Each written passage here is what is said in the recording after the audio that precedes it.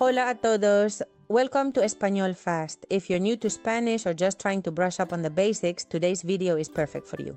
We'll be going over the essential parts of Spanish grammar in a simple and easy to understand way. Let's jump in. First, let's talk about nouns and gender. In Spanish, every noun has a gender, and it's either masculine or feminine.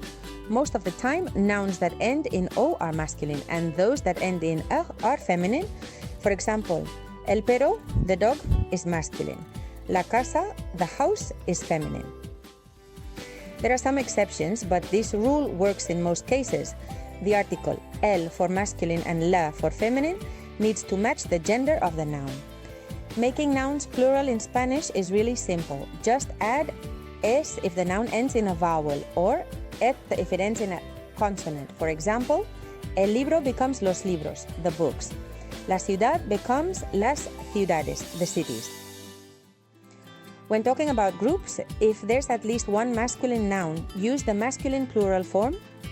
Next up, subject pronouns. These are the words you use to replace the subject in a sentence. Here are the basics. Yo, I, tú, you, informal. Él, ella, he, she, nosotros.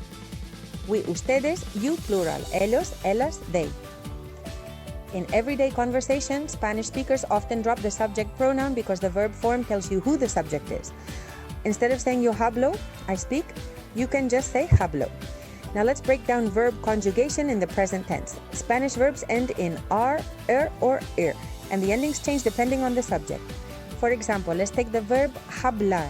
To speak, yo hablo, I speak, tú hablas. You speak, él, ella habla, he, she speaks, nosotros hablamos. We speak, ellos hablan. They speak.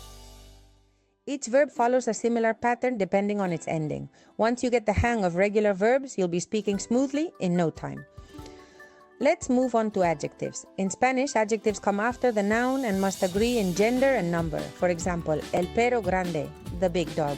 Masculine and singular, las casas grandes, the big houses, and tete, feminine and plural. One of the trickiest parts of Spanish is knowing when to use ser and estar. Both meaning to be. Here's a simple trick. Use ser for permanent things like identity or profession. For example, yo soy estudiante, I'm a student. Use estar for temporary things like emotions or location. For example, estoy feliz, I am happy. And that's it. Those are some key grammar points to help you start speaking Spanish with confidence.